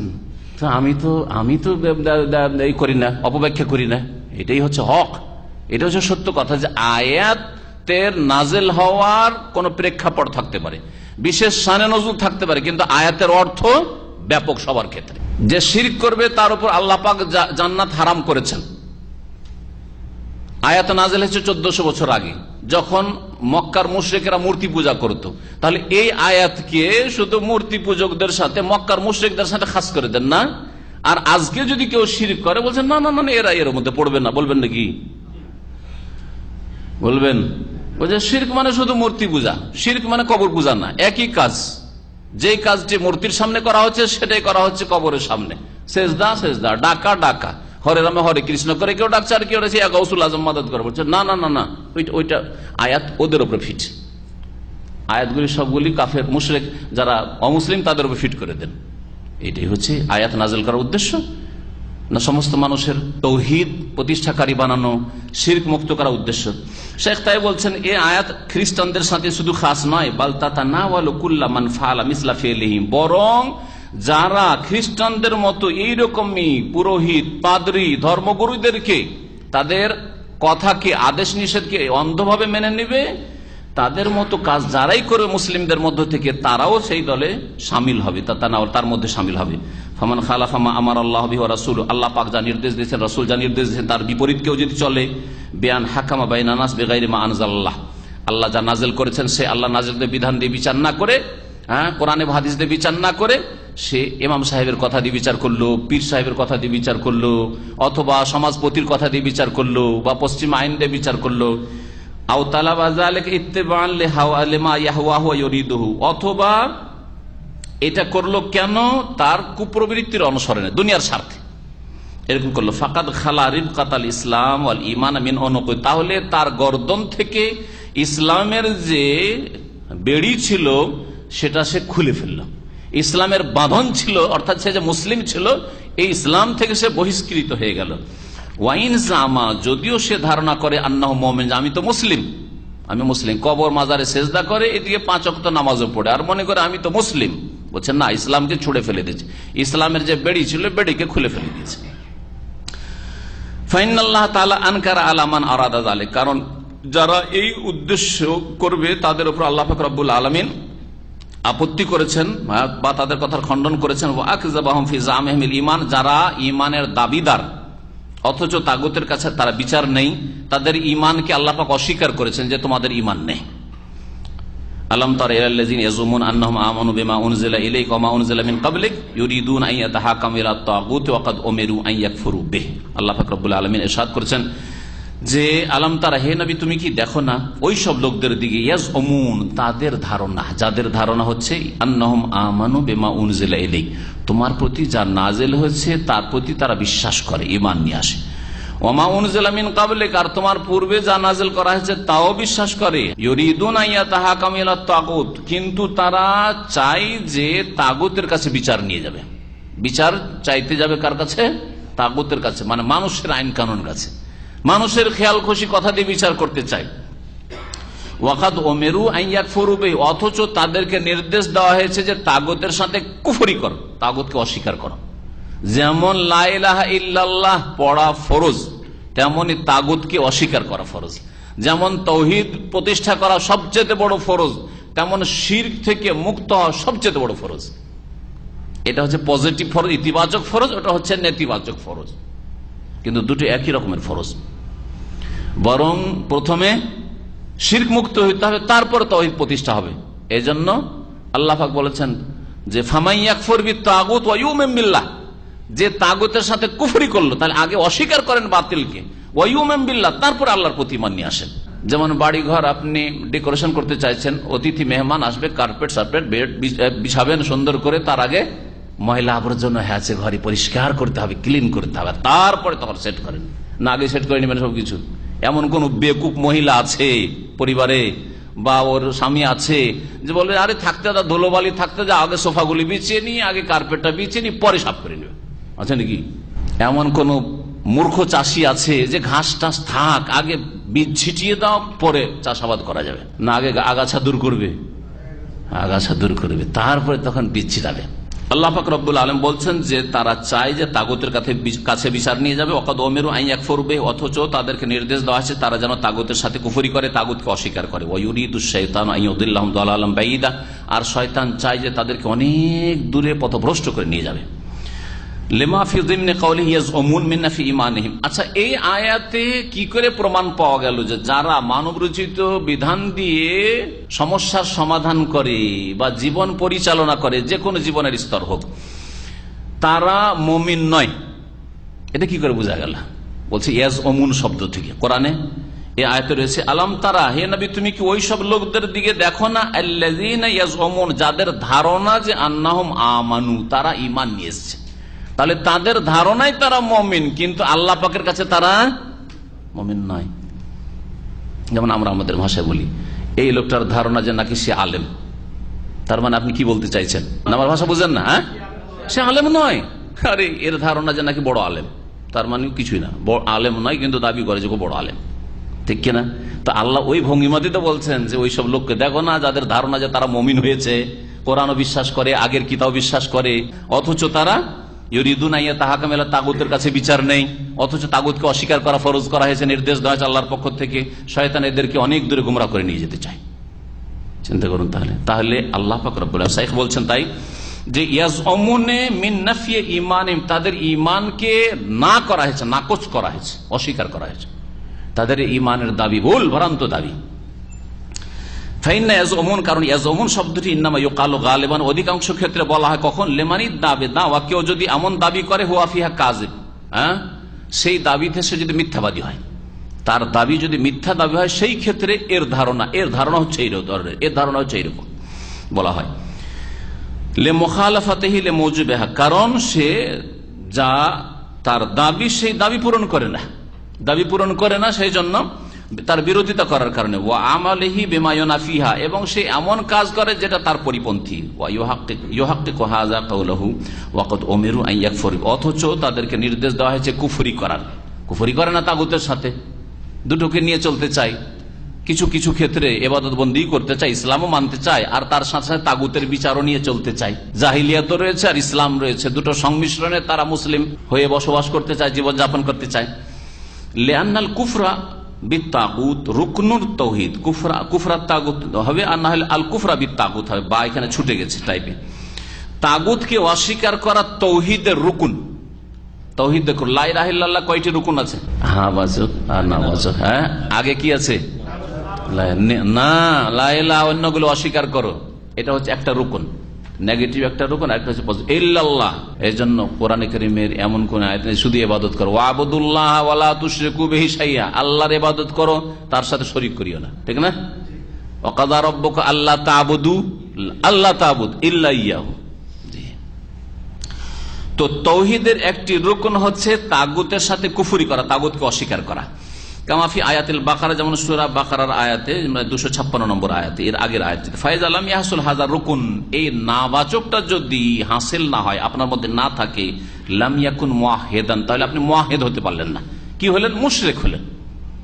আল্লাহর ইবাদত বন্দেগী করেন আর গায়রুল্লাহর করেন, তাহলে ইবাদতকে ভাগ বন্টন করে দিয়ে কিছু আল্লাহকে দিচ্ছে, কিছু অন্যকে দিচ্ছেন। তাওহীদ হুয়া আসাসুল ঈমান আল্লাযী তাসলুহু বিহি জামিউল আমাল, আর তাওহীদ হচ্ছে ঈমানের মৌলিক বিষয়। ঈমানের মৌলিক বিষয় 6টি, তার মধ্যে 1 নম্বর হচ্ছে তাওহীদ, ঈমান বিল্লাহ। আর ঈমান বিল্লাহতে যে 4টি বিষয় রয়েছে, আল্লাহর অস্তিত্বকে মানা, আল্লাহর রুবুবিয়তকে মানা, আল্লাহর উলুহিয়তকে মানা, আল্লাহ পাকের আসমা সিফাতকে মানা, তাওহীদ প্রতিষ্ঠা করা। তো তাওহীদ হচ্ছে ঈমানের বুনিয়াদী জিনিস, আল্লাযী তাসলুহু বিহি জামিউল আমাল, যার মাধ্যমে সমস্ত আমল ঠিক হতে পারে। ওয়া তাফসুদু বিআদামিহি, আর যদি তাওহীদ না থাকে তো সমস্ত আমল খারাপ হয়ে যাবে, নষ্ট হয়ে যাবে। তাওহীদ নাই, শিরক করে, নামাজ, যাকাত, রোজা, হজ, ইবাদত বন্দেগী, উমরা, আর কত যে জিকির, আজকার, দুয়া, কালাম, কোরআন তেলাওয়াত, খতম, কত কি আছে, কোনো কাজে আসবে না। ভিত নেই, এসব কোনো কাজে আসবে না। ওয়াকাদিমনা ইলা মা আমিলু মিন আমালিন ফাজআলনাহু হাবাআম মানসুরা, ধুলি করার মতো কিয়ামতের দিনে মুশরিকদের ভালো আমলগুলিকে আল্লাহ বিক্ষিপ্ত নিশ্চিহ্ন করে উড়িয়ে দেবেন, আল্লাহ বলেছেন একটি আয়াত। আর এক আয়াতে বলছেন যে এগুলি হচ্ছে ওয়াল্লাযিনা কাফারু আমালুহুম কাসসারাব, মরিচিকার মতো।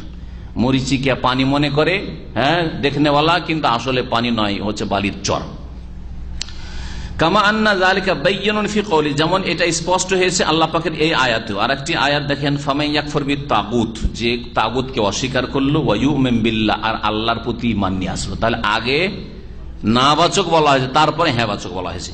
ফাকাদ ইসতামসাকা বিল উরওয়াতিল উসকা, যে তাগুতকে অস্বীকার করলো আর আল্লাহর প্রতি ঈমান নিয়ে আসলো, সেই ব্যক্তি মজবুত রশিকে শক্ত করে ধারণ করলো। ইসতামসাকা, শক্ত করে ধারণ করলো, বিল উরওয়া আল উসকা, মজবুত রশিকে, মজবুত হাতুলকে। কারণ তাগুতের কাছে বিচার নেওয়া হচ্ছে তার প্রতি বিশ্বাস করা। মানবরচিত বিধান দিয়ে আপনি বিচার নিচ্ছেন, তার মানে তার প্রতি বিশ্বাস করেন। ওর উল্টো দিকে হচ্ছে কোরআনে বা হাদিসের বিধান, আসমানি বিধান। মানে যেই ব্যক্তি মানবরচিত বিধান দিয়ে বিচার করে তার হুকুম কি, সে মুসলিম না কাফের না ফাসেক, এই হুকুমটা আসবে। তার আগে পর্যন্ত এর সাথে সম্পৃক্ত কথাগুলি শেষ করে দিই। ওয়ান্নাফাল ঈমান আম্মাল্লাম ইয়াহকুম বিমা আনজালাল্লাহ, আর যারা আল্লাহ নাযিলকৃত বিধান দিয়ে বিচার করে না, তাদের ঈমানকে আল্লাহ না করেছেন, এদের ঈমান নেই। ইয়াদুল্লু বা ওয়ানাফিউল ঈমান, ঈমানকে না করা ওই সব লোকদের থেকে যারা মানবরচিত বিধান দিয়ে বিচার করে বা আল্লাহ নাযিলকৃত বিধান দিয়ে বিচার করে না, তাদের ইয়াদুল্লু প্রমাণ করে আলা আন্না তাহকিম শারঈল্লাহ ঈমানুন ওয়া আকীদা, আল্লাহর শরীয়তের কাছে বিচার নেওয়া, কোরআন এবং হাদিসের কাছে বিচার নেওয়া হচ্ছে ঈমান, এটা হচ্ছে আকীদা, এটি হচ্ছে ইবাদাতুন লিল্লাহ, আল্লাহর ইবাদত। আমি শুরুতে ভূমিকাতে বলেছি যে এটা ইবাদত মনে করবেন, আপনি ইবাদত মনে করবেন। তাহলে জেনাকারী শাস্তি দেওয়া হচ্ছে, এটা ইবাদত, কিন্তু শুধু নামাজটা ইবাদত নয়। কিসাস, গর্দন ওড়ানো হচ্ছে, ইবাদত এটি। ওয়ালাকুম ফিল কিসাসে হায়াতুন, আল্লাহ বলছেন কিসাসে তোমাদের প্রাণ রয়েছে। একটা লোককে মারলেন তো একটা কমিয়ে দিলেন দুনিয়া থেকে লোক, আর আল্লাহ বলছেন ওতে প্রাণ রয়েছে। কি অর্থ? অসংখ্য মানুষ, একটা লোককে হত্যা করলে দণ্ডবিধানে শাস্তিমূলক কি হবে, এইরকম যারা খুনি প্রকৃতির লোক, লাখ লাখ মানুষ সতর্ক সাবধান হয়ে যাবে যে রে দেশে কিন্তু কাউকে খুন করলে শাস্তি হচ্ছে মৃত্যুদণ্ড, সুতরাং গলা চলে যাবে, আর কেউ হত্যা করবে না। আর যদি এই ভয় না থাকে, বেটাকে খাবো, বেটাকে মারবো, 10 বছর জেল খাটবো, বলেন আমাদের দেশের লোকেরা। সৌদি আরবে বলুক তো, সৌদি আরবে বলুক তো, হাজারে একটা খুঁজে 50,000 লাখে একটা খুঁজে পাবেন না আপনি যে বলবে এই কথা যে বেটাকে মারবো, আমিও খুন হব, আমি ওকে শাস্তি যাবো, কথা বলা লোক পাবেন। কিন্তু মেরে 5 বছর জেল খাটবো, অসুবিধা নেই, যত টাকা লাগে মার ওকে। মানবরচিত বিধানের ফল আল্লাহর শরীয়তের বাস্তবায়ন করা, ঈমান, আকীদা, ইবাদত। ইয়াজিবু আন ইয়াদিনা বিহাল মুসলিম, মুসলিমের জন্য ফরজ যে এটাকে দিন মনে করে, এটা ইবাদত মনে করে। ফালা ইউহাক্কিমু শারআল্লাহ, ফালা ইউহাক্কামু শারউল্লাহ মিন আজাল আন্না তাহকিমাহু আসলাহা লিন-নাস ওয়া আযবাতা লিল-আমনি ফাকাত।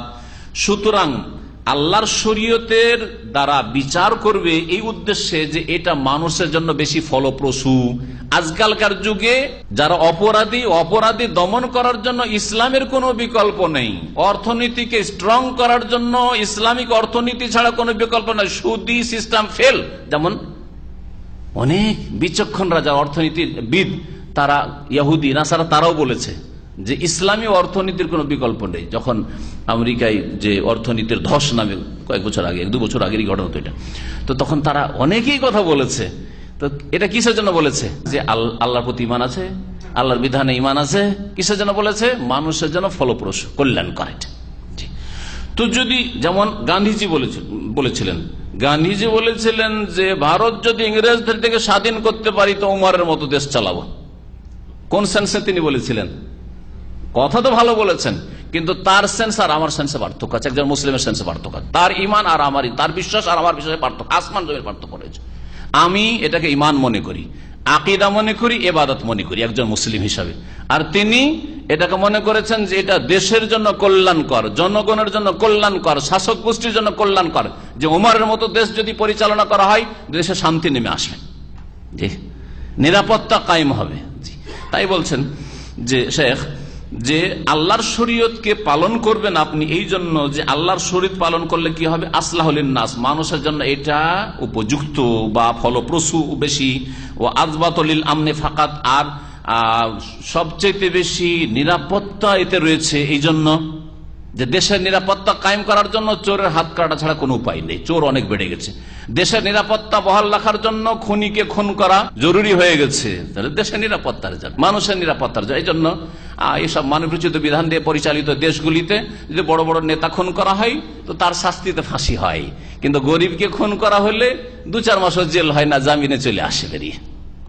কিন্তু আল্লাহ পাকের দিনে সৌদি আরবে যদি খুন করেন বড় থেকে বড় ব্যক্তিকে এখানকার, আর একটা যদি গরিব বিদেশি ক্লিনার 300 টাকা বেতন, 250 টাকা বেতন, রাস্তায় ক্লিন করে ওকে যদি খুন করে তো কুতিবা আলাইকুমুল কিসাসের বাস্তবায়ন হয়।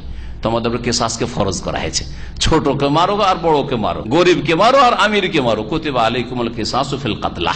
শান্তি কায়েম আছে। এই জন্য দুনিয়ার ফায়দার জন্য শুধু ইসলাম দিয়ে বিচার করবেন না। ফাইন্না বাদান নাস ইউরাক্কিজু আলা হাযাল জান। শাইখ বলছেন কিছু কিছু লোকেরা আছে এই বিষয়টার গুরুত্ব দেয় যে ইসলামী দণ্ডবিধান মানুষের জন্য কল্যাণকর, দেশের নিরাপত্তার ক্ষেত্রে আজকালকার যুগে জরুরি হয়ে গেছে।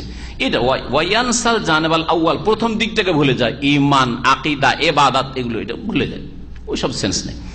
আল্লাহ সুবহানাহু ওয়া তাআলা আবা আলা মান ইউহাক্কিম শারআল্লাহ লিআজালি মাসলিহাতি নাফসিহি। আর আল্লাহ পাক রব্বুল আলামিন ওদের দোষ ধরেছেন, ওদের আল্লাহ পাক রব্বুল আলামিন আইব, দোষ এটি ওদের আল্লাহ পাক রব্বুল আলামিন প্রতিবাদ কি বলছেন, আল্লাহ পাক রব্বুল আলামিন তাদের উপর আপত্তি করেছেন কি, যারা আল্লাহ পাকের শরীয়ত দিয়ে বিচার করে কি জন্য, লিআজালি মাসলিহাতি নাফসিহি, নিজের স্বার্থের জন্য, দেশের স্বার্থে, জনগণের স্বার্থে, শাসকদের স্বার্থে, নিরাপত্তার স্বার্থে, স্বার্থে স্বার্থে স্বার্থে কত বলা হয়, বৃহৎ স্বার্থে। বৃহৎ স্বার্থ কি?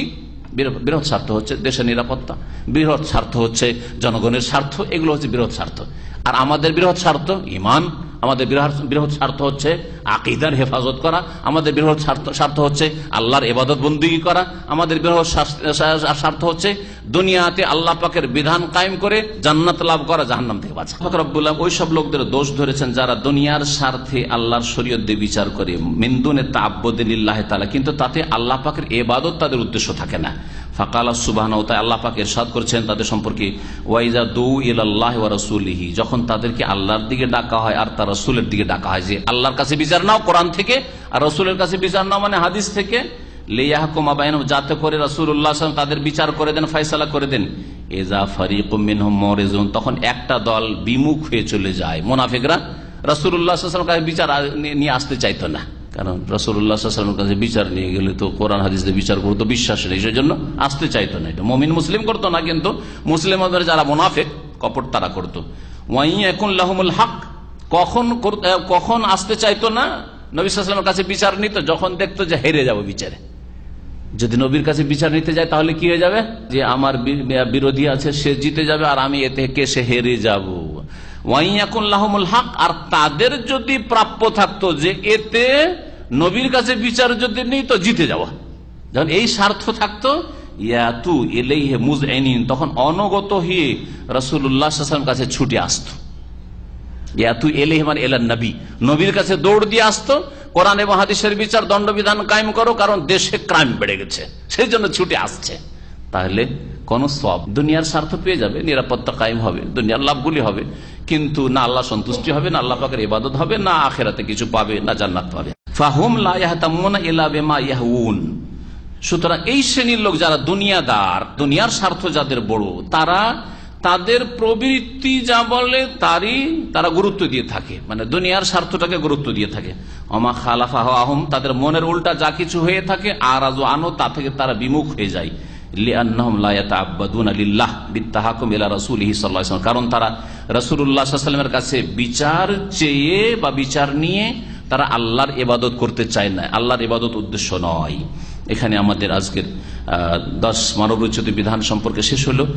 আর সামনের সপ্তাহে ইনশাআল্লাহ তাআলা হুকম মান হাকামা বিগাইরি মা আনজালাল্লাহ, কেউ যদি মানবরচিত বিধান দিয়ে বিচার করে তার হুকুম কি, সে মুসলিম থাকবে না থাকবে না, আর মুসলিম থাকে তো কোন অবস্থায় থাকবে, বিভিন্ন অবস্থাগুলি রয়েছে। ইনশাআল্লাহ তাআলা আল্লাহ পাক যদি হায়াত রাখেন, সহিহ সালামত রাখেন, তো এই দার্স ইনশাআল্লাহ আগামী সপ্তাহে কমপ্লিট করা হবে। ওয়া সাল্লাল্লাহু আলা নবিয়ানা মুহাম্মদ ওয়া আলা আলিহি ওয়া সাহবিহি আজমাইন। সাধারণ মানুষ কোরআন এবং হাদিসের উপর আমল কি করে করবে? সাধারণ মানুষ যতটা শিখতে পেরেছে ততটা কোরআন এবং হাদিসের উপর আমল করবে, কিন্তু ভালো আলেম যারা কোরআন সুন্নাহ আলেম তাদের পরামর্শ ভিত্তিক, তাদের দিক নির্দেশনা ভিত্তিক। এমন নয় যে হাদিসের তরজা পড়ে আমল শুরু করে দিবে, কারণ জানো না যে এই হাদিসের সাথে আরো কিছু সংযোজন অন্য আরেকটা হাদিস আছে নাকি, যে এটা সংক্ষেপে এর ব্যাখ্যা অন্য হাদিস আছে, অথবা এই হাদিস মানসুখ না নাসিখ এটা জানেন না। সুতরাং যদি জেনে নাই তাহলে হাদিস পর আমল করবে সরাসরি, আর যদি না জানতে পারে তাহলে ভালো আলেম যারা কোরআন সুন্নাহর যারা দলিলগুলি সবগুলি সামনে রেখে বলতে পারবে, এইটুকু আস্থা বিশ্বাস আছে, তাদের অনুসরণ করবে, জীবিতদের অনুসরণ করবে, জীবিত ভালো আলেমের কাছে ফতোয়া নেবে, দিক নির্দেশনা দেবেন ওলামারা, জীবিতরা দিক নির্দেশনা আর নেবে তাদের কাছ থেকে। পক্ষান্তর এই তরিকা যে একজন মানুষ 1000 বছর আগে ইন্তেকাল করেছেন, তার দোহাই পেড়ে সবকিছু ভুল ভাল মেনে চলছেন, এটা তরিকা না। তারপরে জীবিত আলেমদের মধ্যে একজনের সব কথা মানবেন, এটাও ভুল, কারণ তার ফতোয়াতে ভুল হইতে পারে। সুতরাং আপনার যদি চোখ থাকে এতটুকু বুঝার, বা কেউ যদি আপনাকে দর্শায় দেয়, দেখিয়ে দিল যে আপনি যে মানছেন এই মাসলাটা অমুক সাহেবের ফতোয়া, তো না অমুক আলেম এই ফতোয়া দিয়েছেন, এর চাইতে ওনার দলিল মজবুত, হ্যাঁ, যদি এটা আপনার উপর স্পষ্ট হয়ে যায়, তখন আপনাকে সেখান থেকে আবার যতই আপনি তাকে ভক্তি করেন, ভক্তি আপন জায়গায় থাক, কিন্তু কথা হচ্ছে যে আপনার ওর চাইতে বড় ভক্তি কোরআন হাদিসের আছে। মানুষের ভক্তির চাইতে বড় ভক্তি হইতে হবে আল্লাহ এবং রসুলের কথার ভক্তি। অস্তিত্বটা তাওহীদ না, আল্লাহর অস্তিত্ব, ঈমান বিল্লাহ। ঈমানের যে 6টা রুকুন আছে, তার একটা হচ্ছে আল্লাহর প্রতি ঈমান। আল্লাহর প্রতি ঈমান কমপ্লিট করার জন্য 4টি বিষয় লাগবে, 4টা তাওহীদ না। তার মধ্যে একটা হচ্ছে আল্লাহর অস্তিত্বকে মানা। নাস্তিক হলে সে কাফের, নাস্তিক নয় আস্তিক হলো কিন্তু মুশরিক, রুবুবিয়াতে শিরিক করে বা উলুহিয়াতে শিরক করে, আসমা সিফাতে গুমরাহি রয়েছে, তাহলে মুসলিম হবে না। এই জন্য এই 4টি জিনিস যদি একজন মুসলিমের মধ্যে থাকে, 4টি বিষয়, তাহলে সে মুওয়াহিদ হতে পারবে, মুমিন বিল্লাহ হতে পারবে। সাল্লাল্লাহু আলা নবিয়িনা মুহাম্মদ ওয়া আলা আলিহি ওয়া সাহবিহি আজমাইন। সুবহানাকাল্লাহুম্মা ওয়া বিহামদিকা আশহাদু আল্লা ইলাহা ইল্লা আনতা আস্তাগফিরুকা ওয়া আতুবু ইলাইক।